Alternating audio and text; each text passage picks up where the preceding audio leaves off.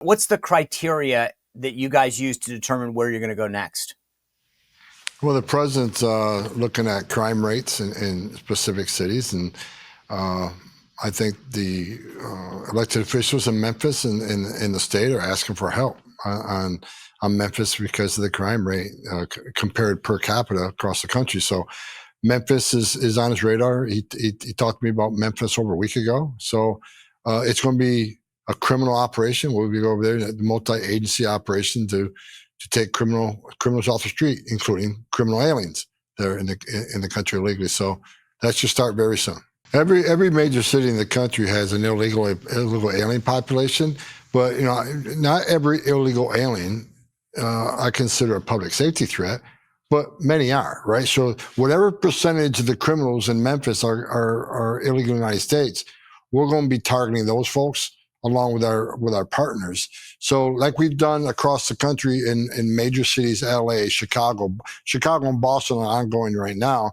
We work with interagency partners, FBI, ATF, DEA, and we go out targeting those in the country illegally that are a public safety threat. Now, we arrest other illegal aliens in the pursuit of that. If we're going to go out looking for a criminal target, and we find somebody that's in the country illegally that may not be a public safety threat, they come too. But DHS, as you see, Kristi Noem was at the press briefing with Trump. DHS is going to play a big part of what's happening in Memphis, which means we will have ICE agents there, both from enforcement removal operations and from Homeland Security investigations. All right, guys, we are cruising through the week. We have a great show ahead. Tom Homan is here. President's doing a big UK trip. We'll get into that in a little bit. Getting feted over there, literally getting the royal treatment. Get it? That was funny. So that's what the president's doing. RFK is up on the Hill today. A lot of stuff happening, but Tom Homan's going to join us to talk about the next move for ICE in securing our borders. We also know they're going to Memphis. What other cities? Chicago, is that still on the drawing board? We're going to break that all down with him. So just know that that's happening. And I want to get into, after I talk to Tom, the media reaction in particular to what's going on with Charlie Kirk's assassin. It's pathetic and sad. And I also want to talk obviously about Kash Patel up on the Hill, RFK, a lot of stuff to break down, but I do want to get to Tom. We've got a great panel tomorrow, by the way. I love our panel discussions. And tomorrow, Katie Miller will be here. Stephen Miller's wife, Katie, she's got a brand new podcast. She's going to join the panel. Erica Donalds, Byron Donald's wife, she's going to join the panel. And our good friend, Tim Murtaugh from the Trump 2020 and 24 campaigns, he will be here as well. And on Friday, Stephen K. Bannon. He has said very clearly he does not want people to retreat. He's not heeding the calls for unity. He's fired up and ready to go, and we're going to get it all from Steve Bannon, as he always does on Friday. And by the way, we've already talked. I was talking to Eric Trump. He's coming on. He's got a brand new book. So like I said, just make sure you're hitting that subscribe and notification button, because there's so much happening in the next few months in particular. As we get ready for these midterm elections, we cover Charlie's funeral. The lineup for Charlie's tribute funeral for Sunday has been released. Let me read it to you here. Here's a list of what they've released so far. Obviously, President Donald Trump, he will be the big name, as well as Erica Kirk, Charlie's wife, J.D. Vance, Marco Rubio, Pete Hegseth, Tulsi Gabbard, Donald Trump Jr., Tucker Carlson, Stephen Miller, and Sergio Gore. Sergio Gore is longtime friend. He is the current head of presidential personnel at the White House. He was just nominated for an ambassadorship. So it'll be interesting to see what he has to say. I got to believe they're going to add to that list. I got to believe that there's going to be some pastors, maybe some people from Turning Point, but they're going to fill that big stadium. And as I think I mentioned yesterday, we are going to cover that live. So if you want to watch on the channel with us and get in the group chat on YouTube in particular, I don't care if you want to watch it on Rumble or X, that's your point, prerogative. You can watch wherever you want, but we will have that all, and I will join you for it. I want to watch it with you. I'll be in the chat as well as like here. So come hit that subscribe button. You know that I'll be here. Speaking of the subscribe button, if you go to SeanSpicer.com, I put out a column yesterday on this both sidesism to try to do my best to explain why I don't think the left gets this. because it's not both sides. I've told you this before. We talked about it earlier this week, but I want you to, so I'm trying to make sense of it and hopefully maybe help other people on the left have a better understanding as to why they just don't get what's going on here and why this is a big deal, and why it's not both sides. And so anyway, as I said, after our conversation with Tom, I'll talk to you a little bit about the president's trip. I got to say one last thing before I forget. When I get asked all the time, do I regret anything, when I left the White House or anything? And I there wasn't a day. I feel like I did my part. I was honored to be part of that first Trump White House. I mentioned the other day, I had a conversation with him in the morning. I enjoy a great relationship with him ongoing. And there's a time and a place to know when to do certain things. And I knew it was time for me to leave the White House.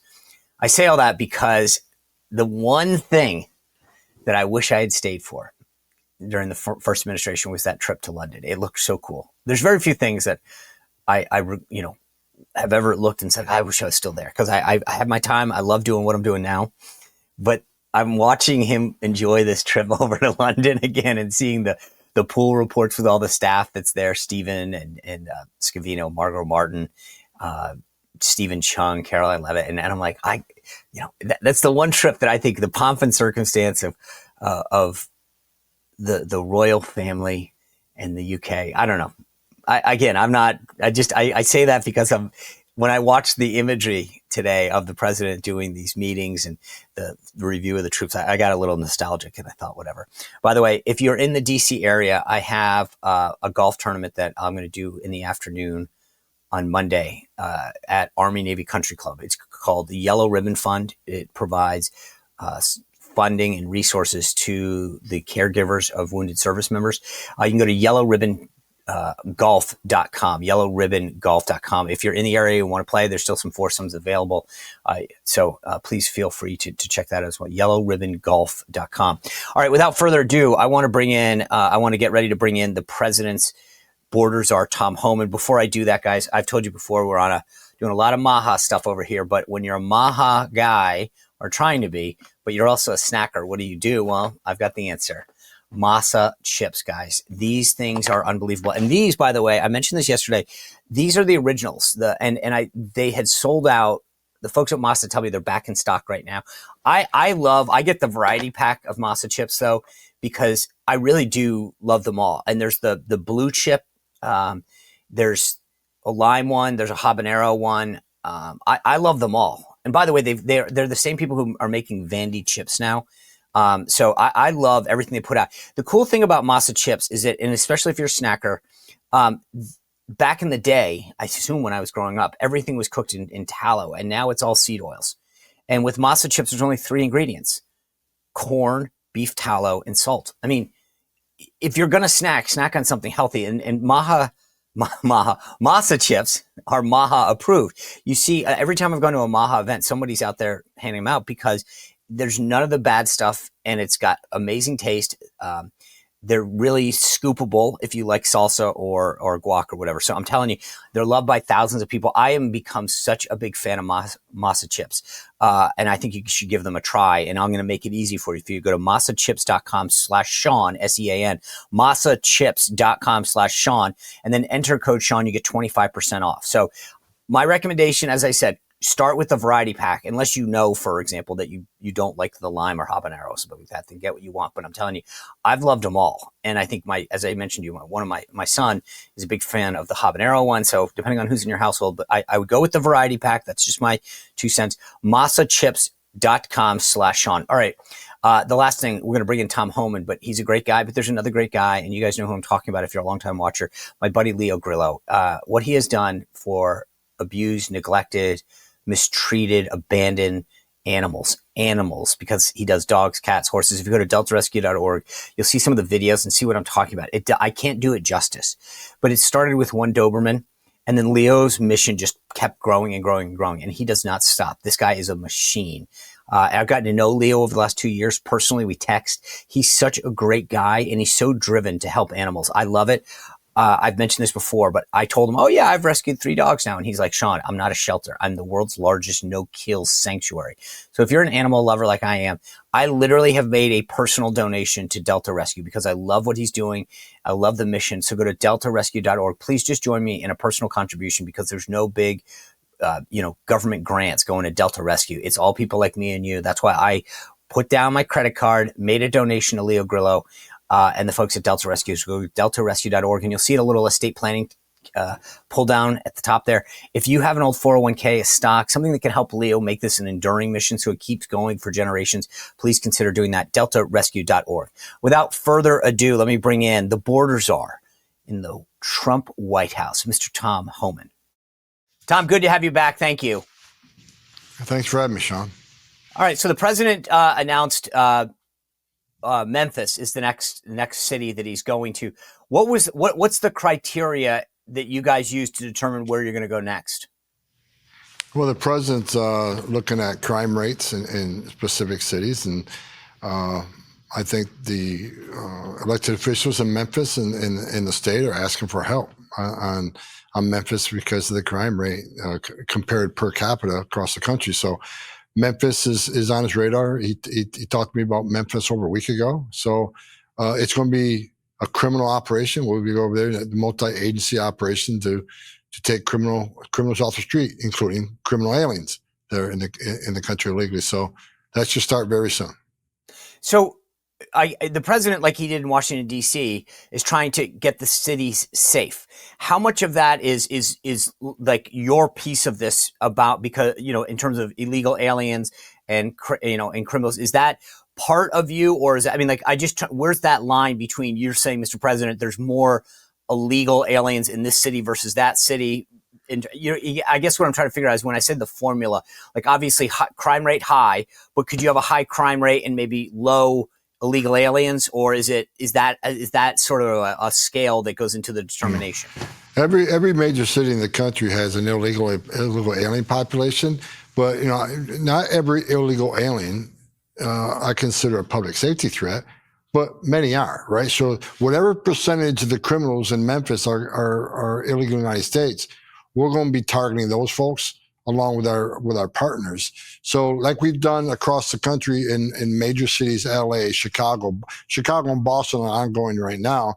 We work with interagency partners, FBI, ATF, DEA, and we go out targeting those in the country illegally that are a public safety threat. Now, we arrest other illegal aliens in the pursuit of that. If we're going to go out looking for a criminal target, and we find somebody that's in the country illegally that may not be a public safety threat, they come too. But DHS, as you see, Kristi Noem was at the press briefing with Trump. DHS is going to play a big part of what's happening in Memphis, which means we will have ICE agents there, both from enforcement removal operations and from Homeland Security investigations.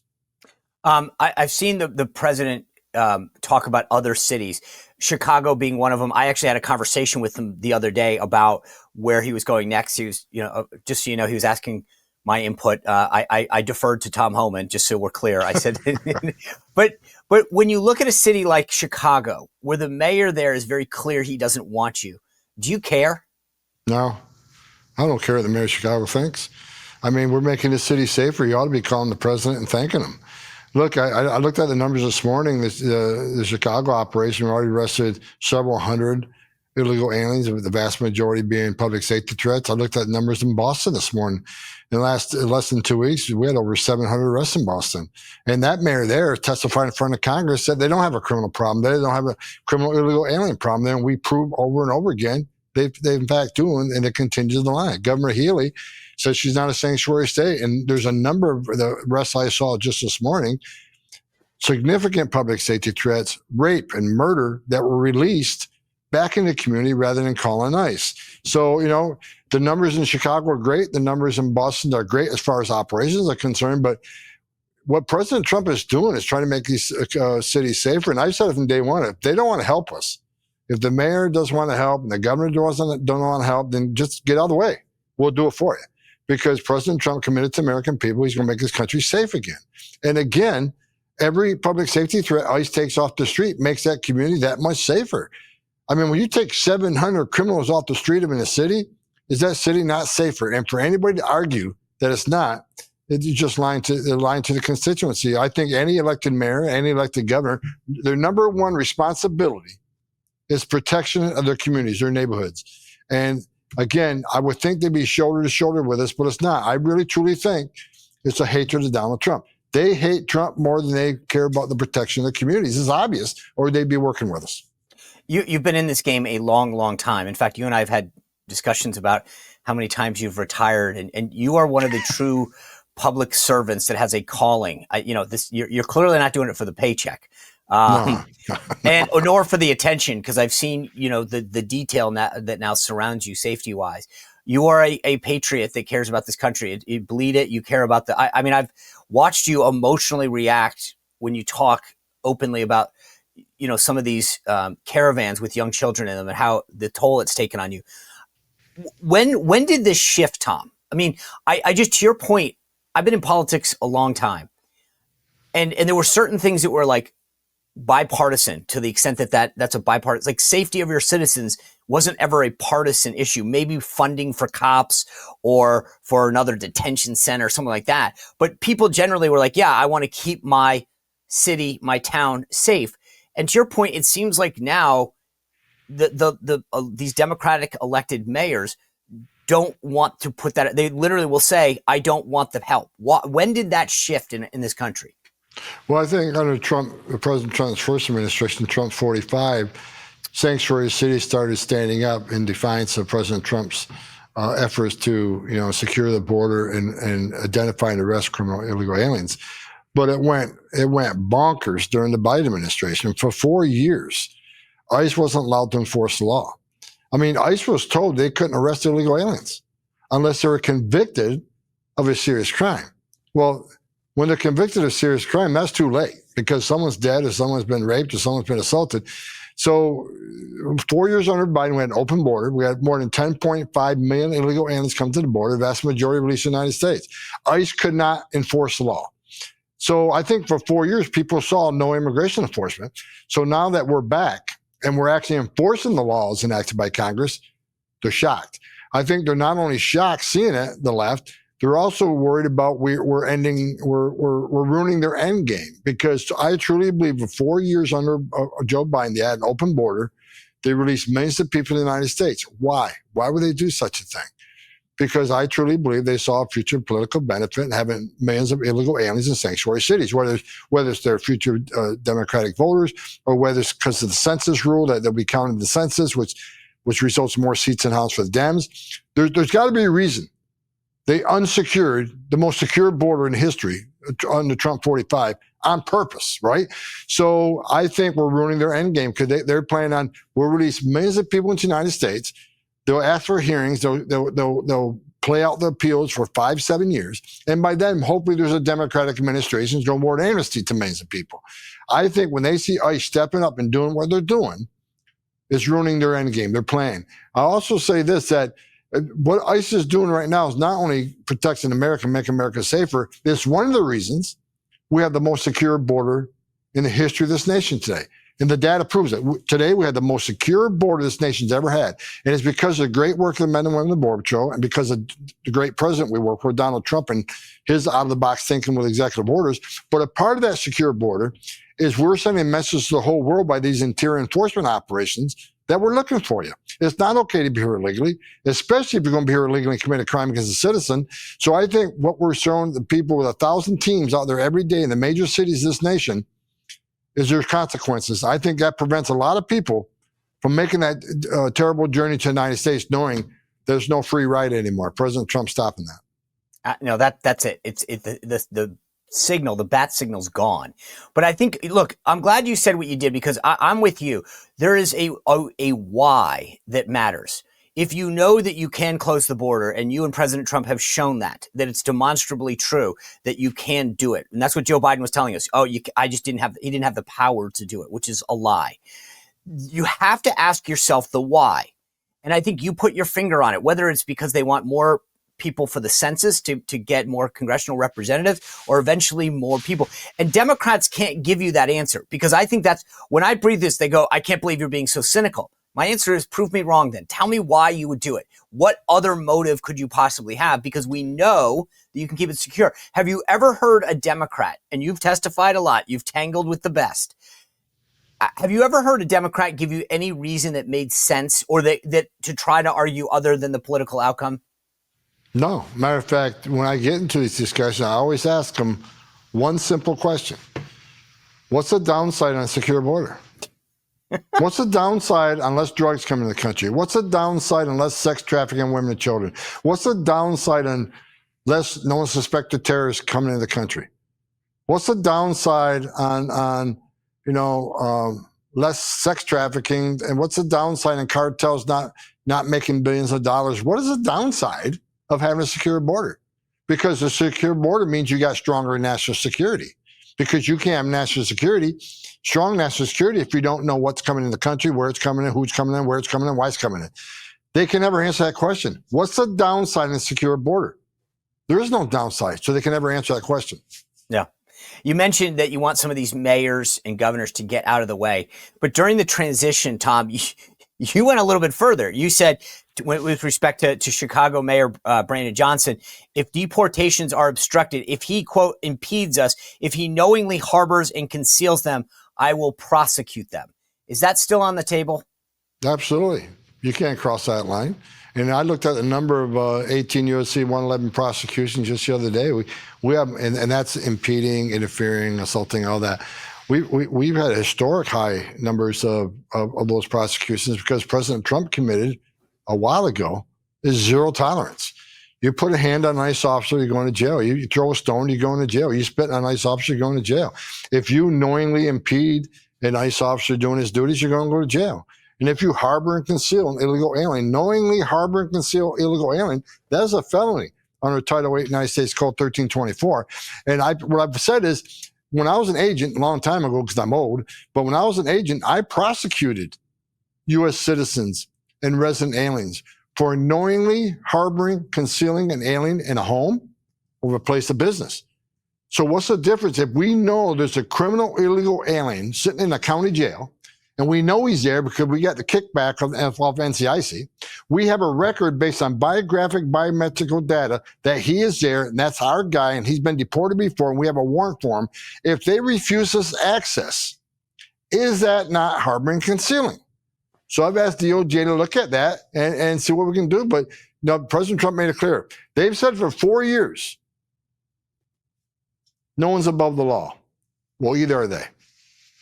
So you look at, I saw this councilwoman chasing ICE agents. And then you look at Monica McIver. She's the New Jersey congressman. If those people are impeding or helping people evade ICE, they should be prosecuted. That's seems to be the stance. Absolutely. Well, that'd be Pam Bondi's role, because I'm not prosecuted. But yeah, we will seek prosecution. We'll ask DOJ to prosecute. Absolutely. And again, the president made that clear. I mean, me and the president talked about the video of these people throwing stones at ICE vehicles, which caused one officer in LA was seriously injured when the stones came to the windshield. And damaging, hundreds of thousands of dollars in damaging of government property. President Trump made it clear that night when he called me and says, this is done. We're over with this. If these agents get out of their vehicles and put somebody in custody, that's what they need to do. And I called the head of ICE and CBP that night and told him, here's a new direction. But again, it's got to be safe, right? And we can't expect one officer to get out and face 100 people with stones, right? Because someone's definitely going to get hurt. So use your common sense, use your officer safety training. But whenever you can arrest somebody that throws a stone or puts a hand on you or spits on you, that needs to happen. It's tragic that we're having this conversation in the wake of Charlie Kirk's assassination. But to your point, whether, with all due respect, because I have zero tolerance for any of this, but like the Democrats and the media love right now to use this phrase that like everybody's denouncing violence in both sides. And clearly what we see with respect to ICE agents is not true. No one on the left is coming out and saying, if you want to protest ICE, protest them, but don't throw rocks, don't throw projectiles at these agents. Regardless, by the way, to anybody. Like the idea that the Dems are getting away with this message right now that we're against violence when we have video after video of left-wing people attacking ICE agents just lays threadbare. These arguments are just ridiculously BS. Oh, absolutely. And I think, ICE agents, the attacks against ICE agents are up over 1,000%. And I see members of Congress to this day comparing ICE to the Nazis and terrorists. And, I just this morning here at the White House, I was going through the incoming mail that the mailroom gave me. I got a bunch of love letters, not love letters, letters that wish me and my family bad and that I should be prosecuted and I'm a Hitler and I'm a Nazi and every day. So, but bottom line is, I don't care what they think. I don't care what people think about me. I never have.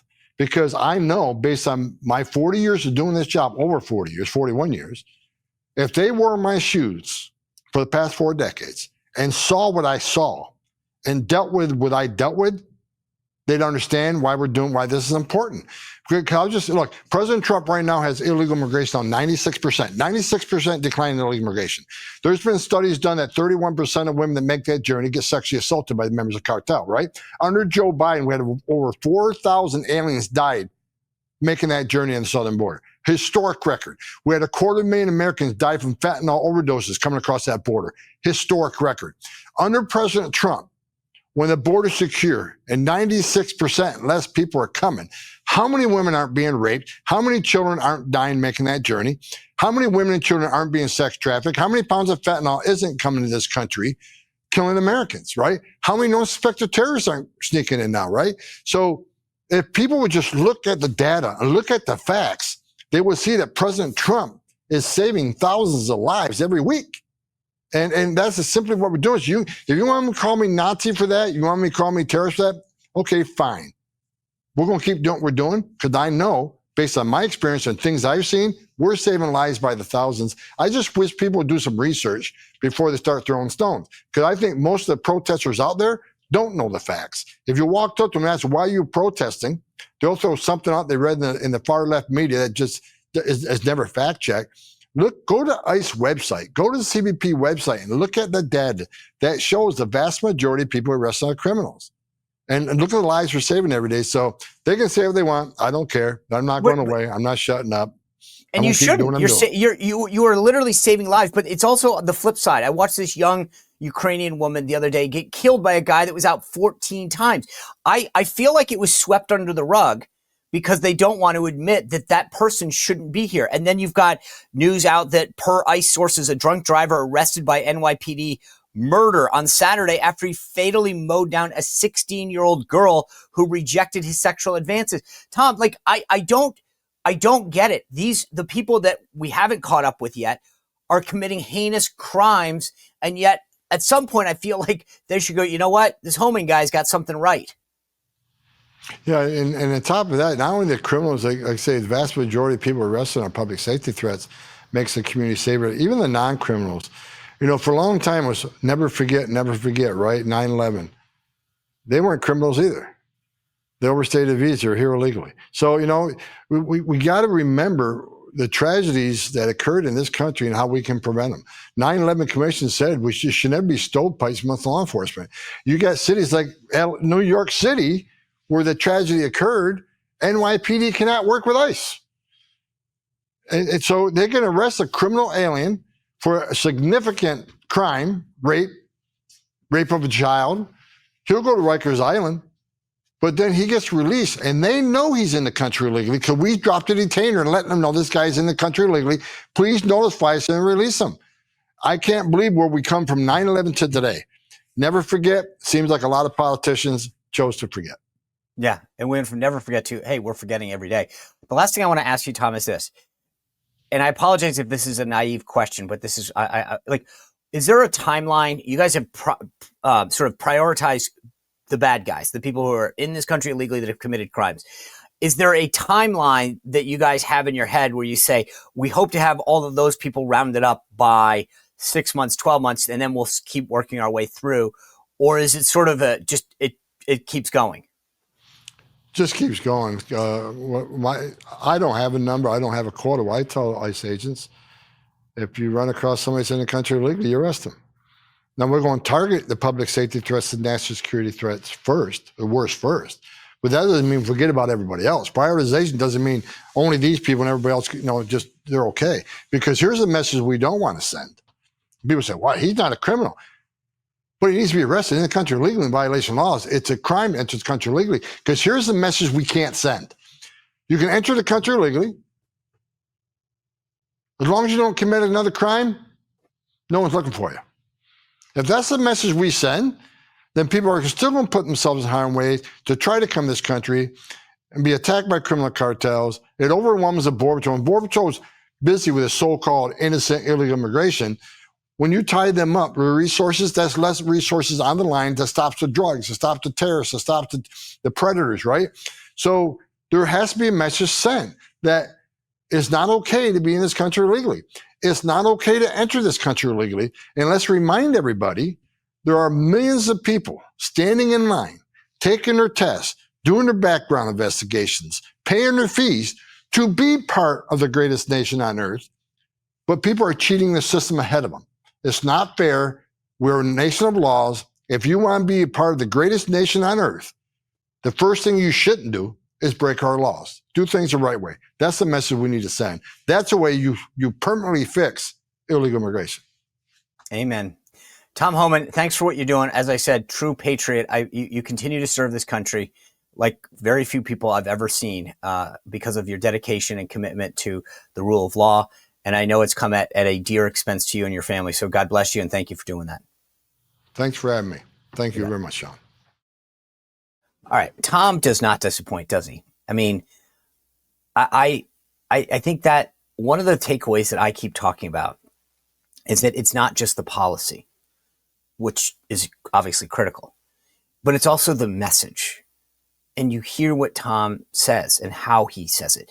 They're not kidding. And for so long, the cartels, and I get it. To some degree, I don't blame people. If you heard that message that said, come north, come to America, and we're going to give you all this stuff, a place to live, you get a hotel room, a nice hotel room in some cases, a gift card, a phone, we'll let you pick the city of your choice, in fact. I mean, I don't know why you wouldn't come in some ways. And we're just going to let you in, and that there's no repercussions because you just go to this little app that we give you. And then you know that you never have to show up to court.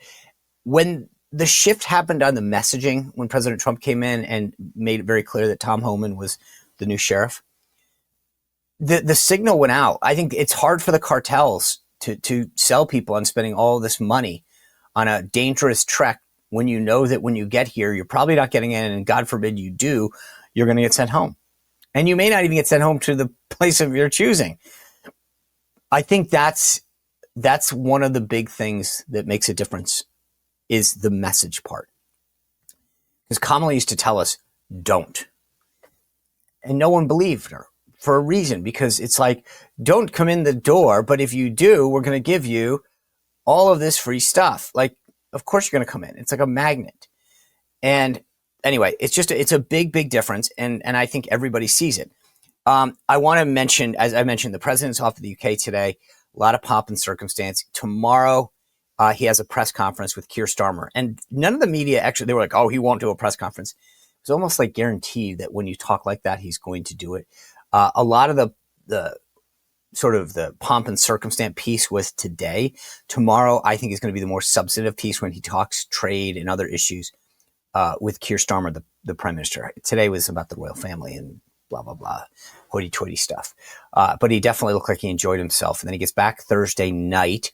We'll see what they put on the schedule for Friday, and then obviously headed to Arizona for the Charlie Kirk funeral over the weekend that we talked about and we will be airing. So I want to touch on that, though, because the assassin, and I'm torn. Yesterday, as you recall, Ted Cruz refused to say his name. And I think there's a lot of merit to that. Like, I don't want to give this guy a ton of credit or attention that he doesn't deserve, or make him a hero to anyone on the left.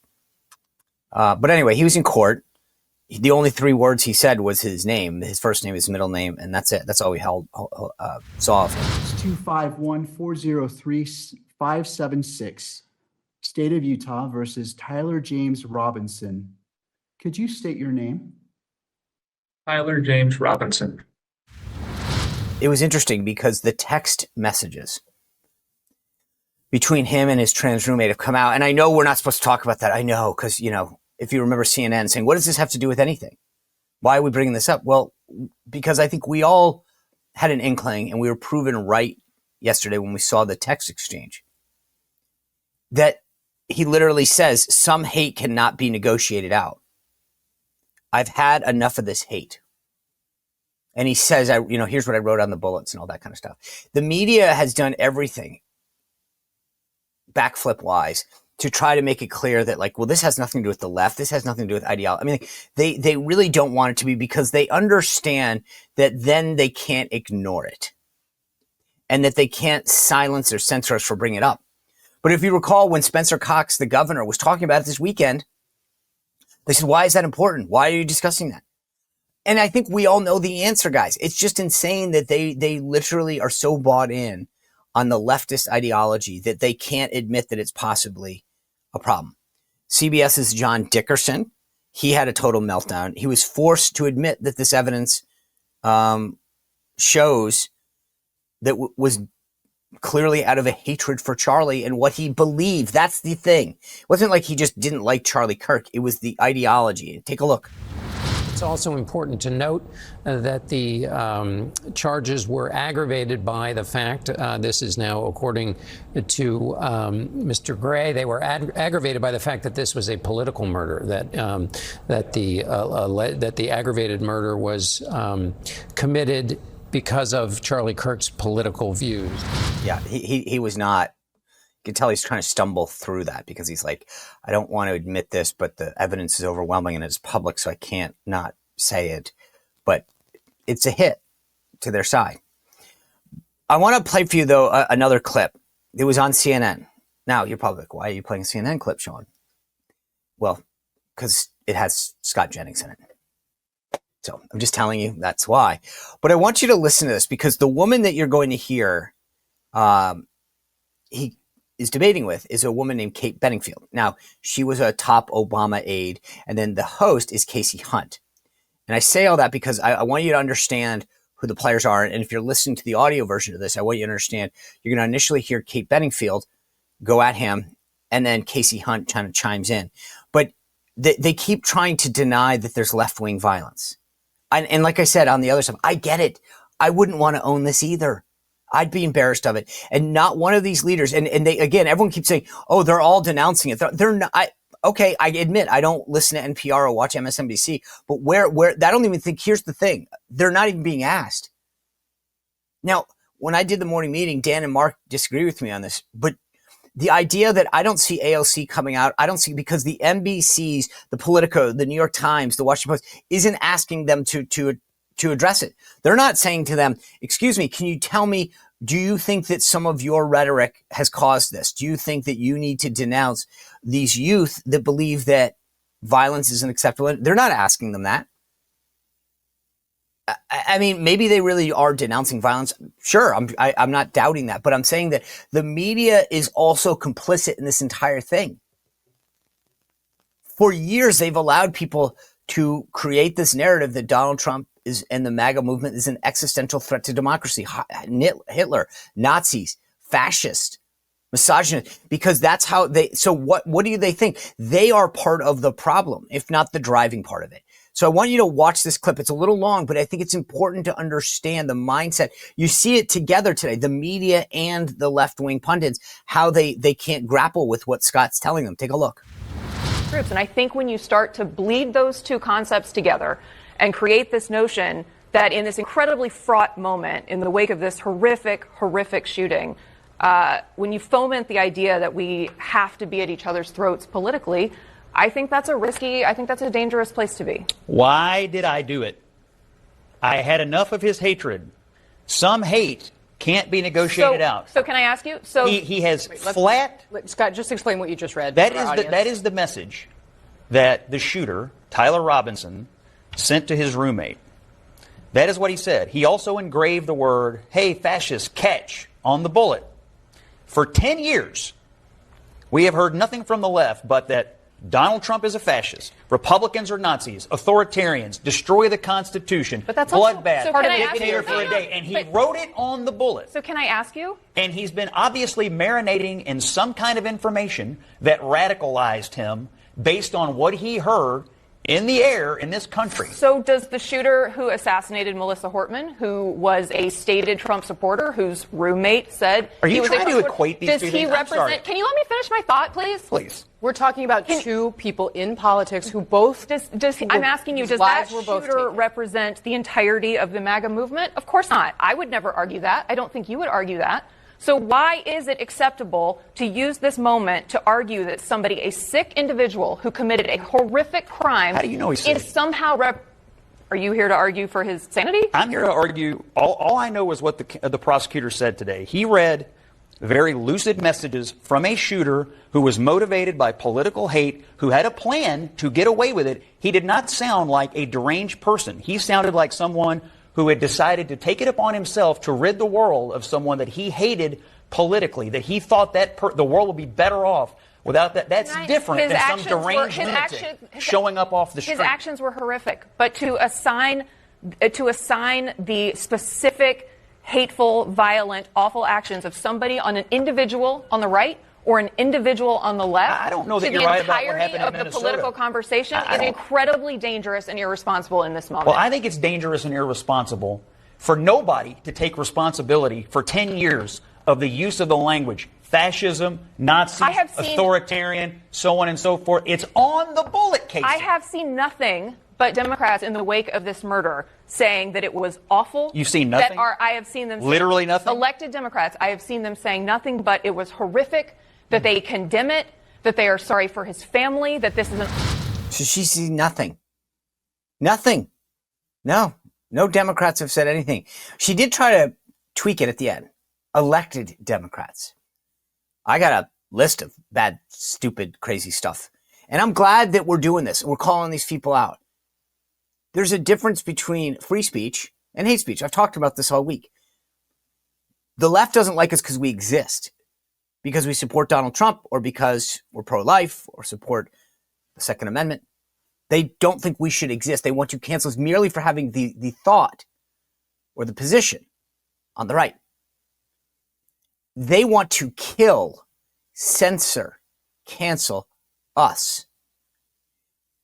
That's what they want to do to the right. And as Scott Jennings correctly pointed out, for years.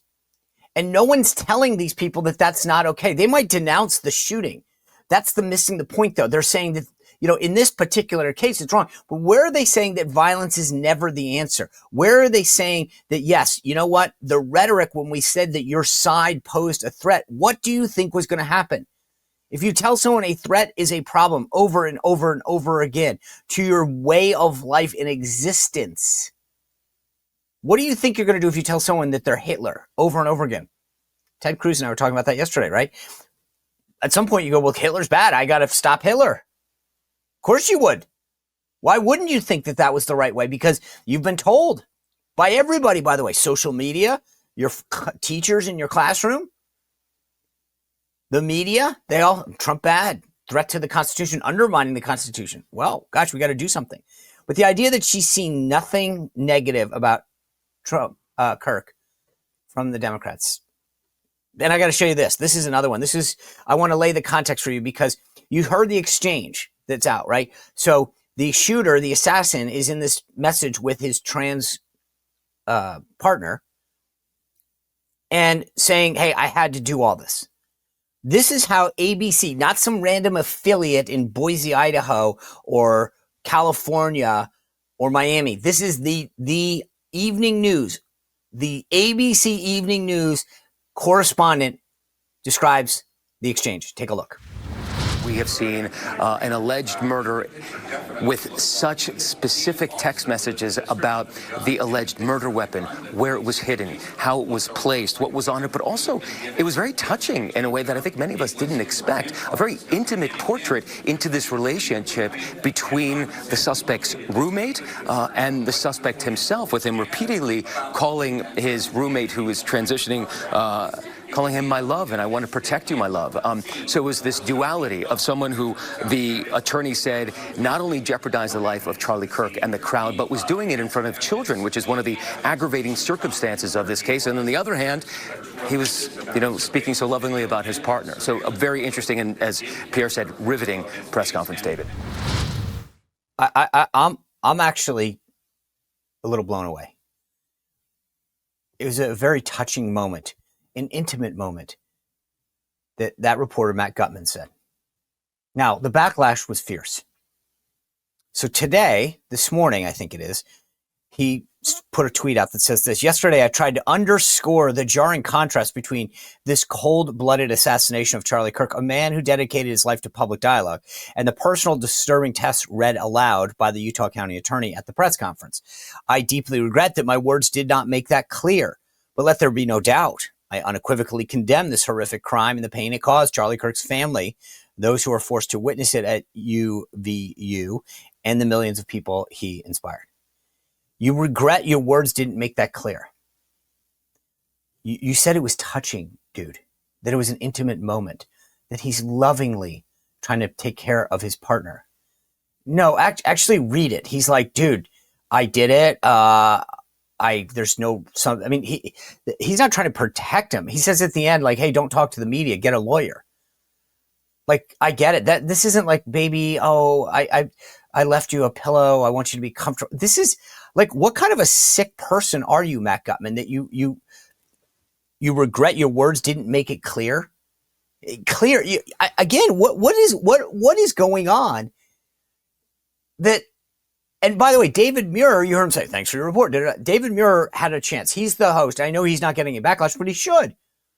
Why is David Muir not saying, I'm sorry, Matt, I found nothing touching about that? That is not the way you portray a man who assassinated another human being. Very touching. Is this like, I mean, seriously, if Trump had said that, they'd be going absolutely bonkers. But it wasn't Donald Trump. The media is, guys, I'm telling you, I get it. I get why they want to do the both sidesism.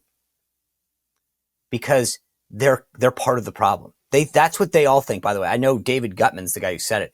They all think it's so touching. He's in this relationship with this trans guy. He's got conservative parents. Like, how it's touching watching him. Anyway, thank you guys for tuning in. As I said, great panel tomorrow. Erica Daniels,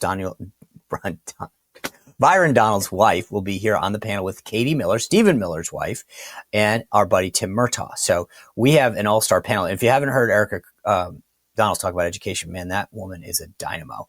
And she will be Florida's next first lady. So it's important to hear that. And obviously, Katie Miller, man, she's been burning it up on this podcast. She just had Pam Bondi on. We'll talk about her interview with Pam Bondi, plus Tim Murtaugh getting his take. So we got a lot to do. Steve Bannon on Friday, and then we'll cover that Charlie Kirk tribute on Sunday as well, live here. Thanks for being with us. If you haven't already, go to SeanSpicer.com. Check out my last newsletter. It's all free. But the one about Charlie Kirk and the one about both sidesism, I highly recommend. And please feel free to share it to your lefty friends who just don't get it. Appreciate you being with us tonight. We'll see you back here tomorrow. Well, if you enjoyed this content, make sure to like this video, subscribe, and click the notification bell to get more.